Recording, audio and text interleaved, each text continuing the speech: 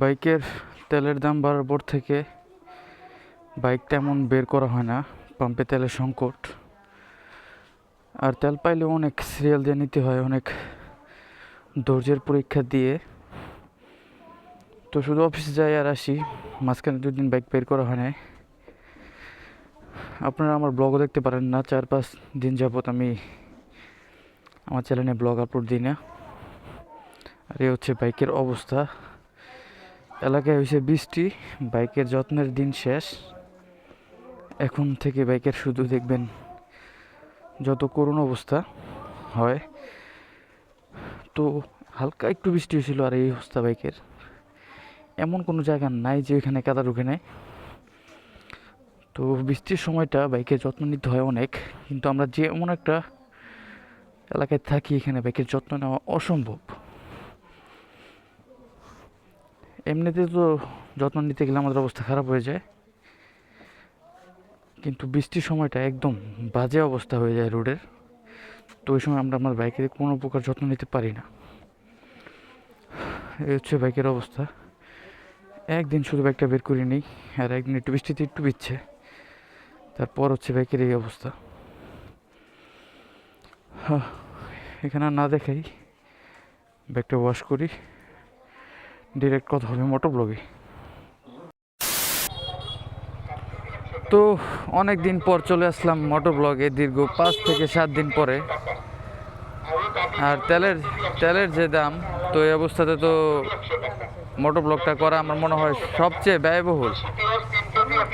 তো এখন দীর্ঘ 5 দিন পর আমি আবার আসলাম আপনাদের মাঝে মোটর ব্লগ নিয়ে। তো রোডের অবস্থা যেমন ভালো না, ঠিক তেমনই পাম্পের অবস্থাও বেশি সুবিধার না। এই সম্পর্কে ভিডিও বানানোর উচিত ছিল আমার। তো আমাদের এই সাইডে যেদিন লাস্ট তেলের সংকট দেখা দেয়, ওদিন রাতেই আমি একটা খোলা দোকান থেকে 4 লিটার অকটেন আমি আমার বাইকে ভরে রাখি। ওইটা থেকে এখন আমার বাইক চালানো হচ্ছে, কারণ আমার বাইক তেমন ওই অকটেন সংকটের পর থেকে আমি ওরকমভাবে আর বাইক চালাচ্ছি না, কারণ ওরকম টাইমও নাই যে আগের মতো আর এত ঘোরাঘুরি করার। আগে তো প্রতিদিন 1 লিটার লাগতো, এত পরিমাণ বাইক চালানো পড়তো, বাইরে বাইরে ঘুরতাম। কিন্তু এখন অফিস করি, এই জন্য শুধু অফিস, আমার বাড়ি থেকে আমার অফিসের দূরত্ব 3 থেকে 4 কিলো, যাওয়া আসা আমার 6 কিলো পরে। আর এই হচ্ছে রোডের অবস্থা, 6 কিলো পরে। তো তেমন ঘোরাঘুরি যেমন হয় না, আর অকটেনও তেমন প্রয়োজন পড়ে না। এই জন্য আর আমার ওই 4 লিটারে এখন পর্যন্ত ব্যাকআপ পাচ্ছি। এখন পর্যন্ত 3 লিটারের উপর আছে অকটেন। তো এই জন্য বলতে পারেন যে আমার পাম্পে যে ওরকম সিরিয়াল ধরার প্রয়োজন আপাতত পড়তেছে না, কিন্তু লাগবে। কারণ যারা খোলা তেল বিক্রি করে তারা এখন প্রচুর ভেজাল করবে এবং লিটার প্রতি 30 থেকে 40 টাকা বাড়ানোর চেষ্টা করবে। আর এফআই বাইকের জন্য যেমন খোলা তেল যেমন ক্ষতিকর, ঠিক তেমনটাই সামনে রাস্তা অবস্থা খারাপ। যেমনটা ক্ষতিকর, ঠিক তেমনই দেখতে পারতেছেন যে রাস্তাটার অবস্থা। এইসব রাস্তায় কেমনে বাইক কেমনে বুঝলাম, এতে যাওয়া যাবো না।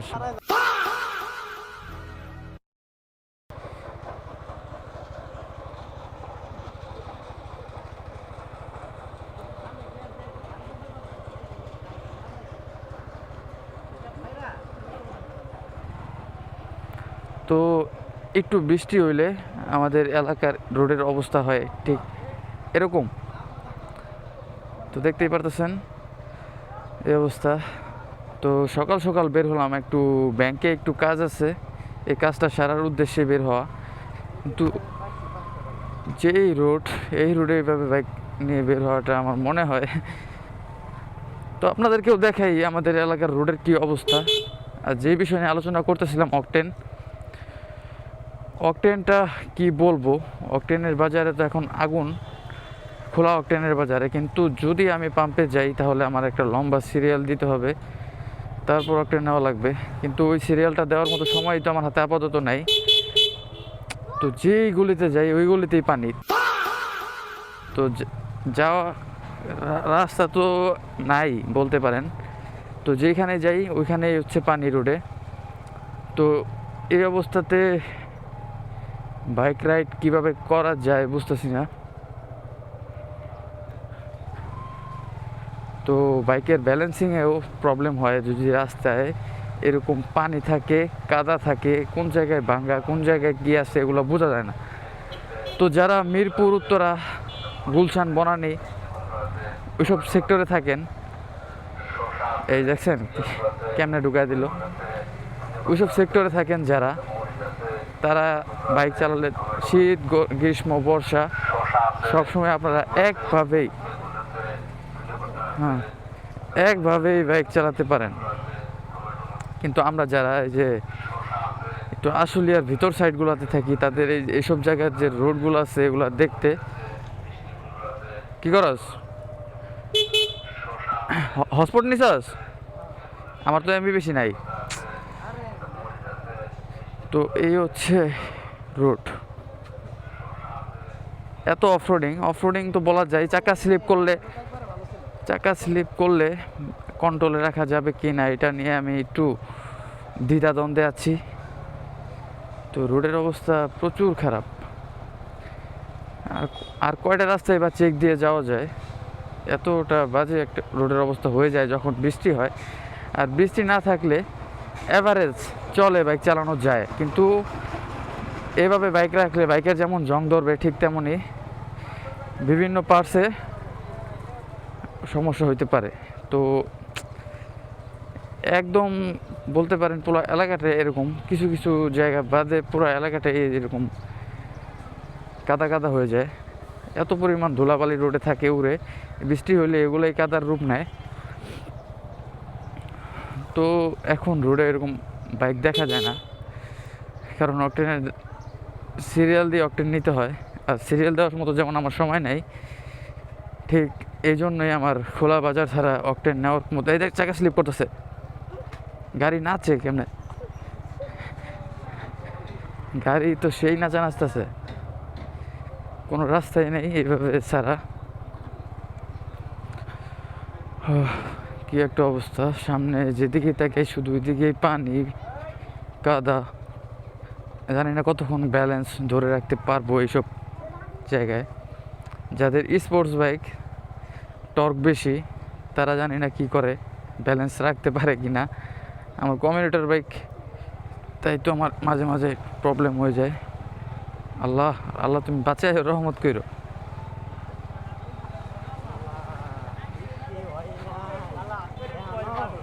এই শুধু বৃষ্টির একটা আওয়াজ দিয়ে গেছে, তাই এই অবস্থা। যদি বৃষ্টি ভালো মতো হয় একদিন,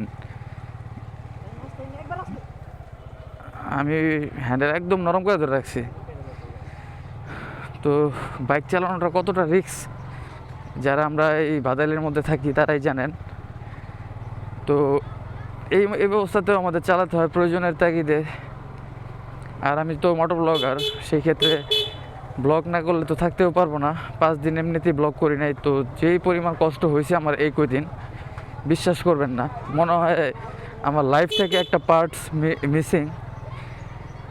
এমন কিছু একটা করতেছি না যে আমার মনে হইতেছে একটা ছোটোবেলা যেমন স্কুলে পড়তাম, রেগুলার স্কুলে না গেলে যেমন একটু খারাপ লাগতো মাঝে মধ্যে, স্কুলে যদি কোনো গুরুত্বপূর্ণ জিনিস হইতো বা অনুষ্ঠান হয়তো মিস করলে যেমন খারাপ লাগতো, ঠিক তেমনই একদিন মোটর ব্লগ না করলে আমার ওইরকম খারাপ লাগে। তো রেগুলার চাই ব্লগিং করতে, কিন্তু মাঝে মধ্যে এখন তো আর আগের মতো ফ্রি থাকি না। তো দেখতে পাচ্ছেন কি পরিমাণ স্লিপ করতেছে, গাড়ি তো শুধু নাচতেছে, পিছনের চাকা শুধু নাচে, আর সামনে আবার পানি। এইভাবেই চলছে জীবন, এখনও বৃষ্টি আসেই নাই। হাঁটা লাগবো না, সামনে না থামাবো।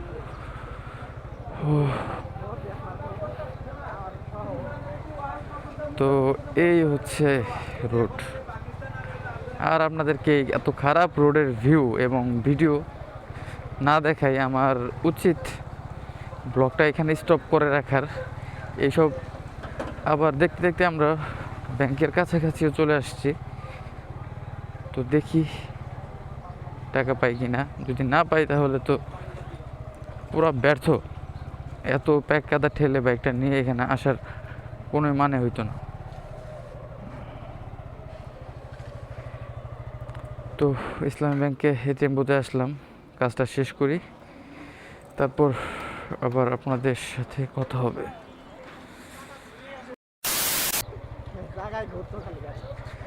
তো ফাইনালি আমাদের ব্যাংকের কাজ শেষ। তো হালকা পাতলা কিছু বাজারেও কাজ ছিল, ওগুলোও শেষ। তো এখন রওনা দিচ্ছি বাড়ির উদ্দেশ্যে। তো আমার কার্ডের লিমিট ছিল 50,000, আমি জানতাম প্রায় লাখখানিক তো ওঠানো যাওয়ার কথা। তো সব টাকা এখন ওঠানো হয় নাই, তো আরেক দিন আসতে হতে পারে এটিএমে। তো এটা হচ্ছে একটা প্যারা। কার্ডে আমার টাকা আমি তুলবো, কিন্তু লিমিট দিয়ে রাখছে। চার্জ ঠিকই কাটে, কিন্তু টাকা একদিনে একটা বড় লেনদেন করা সম্ভব হয় না, যদিও কার্ড ভেদে এই লেনদেনটা করা যায়। সব কার্ডে সব ধরনের লেনদেন সুবিধা দেওয়া হয় না। যেই কার্ডে যত বেশি লেনদেন করবেন, ওই কার্ডে ঠিক তত বেশি সার্ভিস চার্জ কাটবে আপনাদের জন্য। তো এই জিনিসটা একটু খারাপ লাগছে। তো যেই রোড দিয়ে এবার আসছি, ওই রোড দিয়ে এবার বাসায় যাওয়া লাগতেছে। এত খারাপ বাজে রোড, বাইকের অবস্থা একদম বলতে পারেন শেষ। তো বাইকের অবস্থা বলতে পারেন একদম খারাপই হয়ে গেছে প্রায়। তো বাসায় যেয়ে তারপর একটু পানি না মানে যদি রাখি, তাহলে বাইকের অনেক জায়গায় ঝং ধরার একটা চান্স থাকবে। তো বেশি লেট করা যাবে না। বাইকের যত্নটাই মেন। এই শীতের সময় যতটা যত্ন না নেওয়া লাগে, এই বর্ষার সময়, এই গরমের সময়, যখন বৃষ্টি হয়, এই সময়টাতে বাইকের যত্ন নিতে হয় একদম 100। যত্ন কম নেবেন তো বাইকে জং ধরবে, বাইকে বিভিন্ন জায়গায় বিভিন্ন ধরনের প্রবলেম দেখতে পারবেন। তো এই রোডগুলো দেখলে একটু ভয় লাগে, কারণ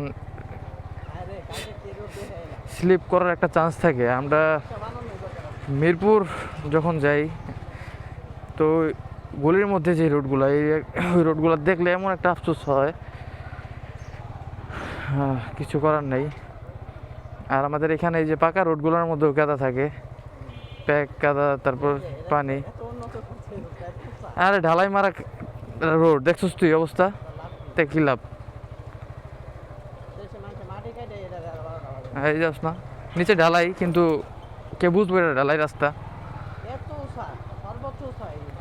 উঁচা তো উঁচাই, কিন্তু নিচে ঢালাই, কিন্তু এটা কোনো ঢালাইয়ের নাম গন্ধই নেই, দেখা যায় না এই পানির লেগে।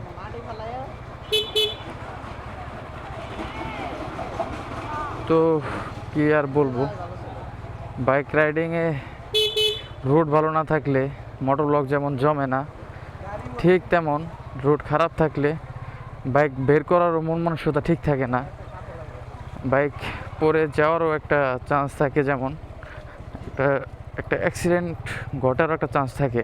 কারণ কখন কিভাবে বাইক স্লিপ করে বলা যায় না, আর স্লিপ করলেও কন্ট্রোল করে রাখা অসম্ভব, কারণ বাইকের ওজন যেমন, ঠিক তেমনই আমাদের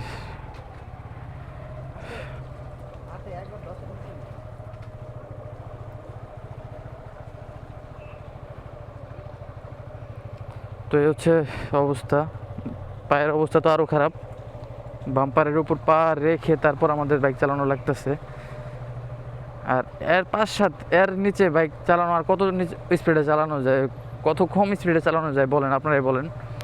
বাইকে ফুয়েল আছে 2 দাগ, জিক্সারে 2 দাগ, মানে মেবি 3 থেকে 3.5 লিটারের মতো এরকম আছে। এই বৃষ্টির সিজনটায় মোটর ব্লগ করতে আমার অনেক কষ্ট হয়। আর এমনি তো এখন জব নিছি, তো অফিস থেকে এসে যখন দুর্বল থাকবে শরীর, টায়ার্ড থাকবো, ওই সময় যদি এই রোড দেখি, আমার ব্লগ করার মন মানসিকতা নষ্ট হয়ে যেতে পারে। তো মাঝে মধ্যে গ্যাপ পাবেন ছোটোখাটো, কিন্তু এবার একটা লং গ্যাপ দিয়ে দিচ্ছি 5 দিন পরে আপনারা ভিডিও পাইলেন আমার চ্যানেলে। 6 দিনের মাথায়, 6 দিন শেষ করে 7 দিনের দিন ভিডিও পাইতেছেন, তাহলে বুঝেন কি একটা অবস্থা। এতটা বাজে অবস্থাতে আছি, রোডের অবস্থা যেমন খারাপ, পাম্পের অবস্থা ঠিক তেমনই খারাপ। আমাদের এই সাইডটাতে পাম্পে সিরিয়াল দিতে হয়, প্রায় ঘন্টাখানিক সিরিয়ালে থাকার পরে আমরা অকটেন পাই। আর কালকে মিরপুর গেছিলাম শপিং করতে, তো ওইখানে দেখলাম একদম 1 নাম্বার থেকে একদম 2 নাম্বার শেষ মাথা পর্যন্ত অকটেনের সিরিয়াল। অকটেন, প্রাইভেট কার, বাইক, তারপর হচ্ছে বাস, সবাই সিরিয়াল দিয়ে রাস্তাটা একদম মনে হয় একদম ট্রেন লাইন ওরকমভাবে দাঁড়ায় আছে অকটেন নেওয়ার জন্য। 500 টাকার অকটেন দেয়, এর উপরেও দেয় না। তো যার যত পাওয়ার বেশি সে তত বেশি অকটেন নিতে পারে পাম্প থেকে। কিন্তু আমি এখন পর্যন্ত এই অকটেনের দাম বাড়ার পরে, অকটেন সংকটের পরে আমি এখন পর্যন্ত পাম্পে যাইনি। তো 2-1-এর মধ্যে যাব। তো পাম্পের অবস্থাটা কেমন এখন এটা নিয়ে আপনাদের সাথে আলোচনা করব এবং জানি খুব শীঘ্রই এটা সমাধান হয়ে যাবে। যারা ফেসবুকে একটা নিউজ দেখলাম আইটিভিতে, তো এক ব্যবসায়ী 10,000 লিটার অকটেন মজুত করে রাখছিল মাটির নিচে, তো ফাইনালি সে ধরা খায়।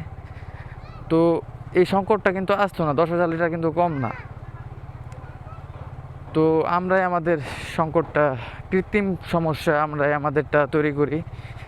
তো এইভাবে যদি সবাই অসাধু ব্যবসায়ীরা যদি শুধু স্টক করে রাখে, তো মার্কেটে তেলের সংকট দেখা দিবে এবং ওই সময়টাতে দেখতে পারবেন যে বাজারে তেলের অকটেনের দাম, অকটেন কমে গেলে তো তখন দেখবেন কিছু অসাধু ব্যবসায়ী যারা স্টক করে রাখছে তারা তখন লিটার প্রতি 20 টাকা, 30 টাকা, 150 টাকা, 200 টাকা পর্যন্ত কিছু কিছু জায়গায় সেল হয়েছে, 170 টাকাও সেল হয়েছে।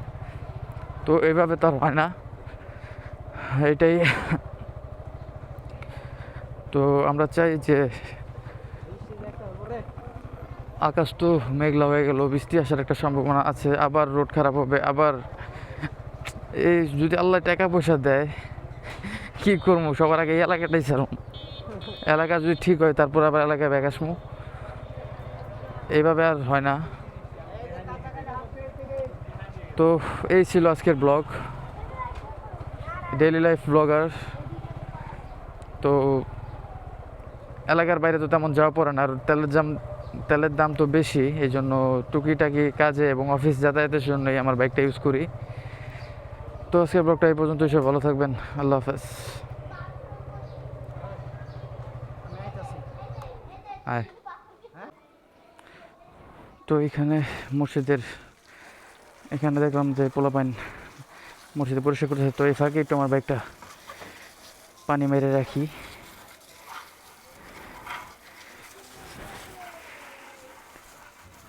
তো পানি মারলে কাদাগুলো যদি একটু সাইড করে রাখতে পারি তাহলে আর তেমন সমস্যা ভয় নাই জং ধরার।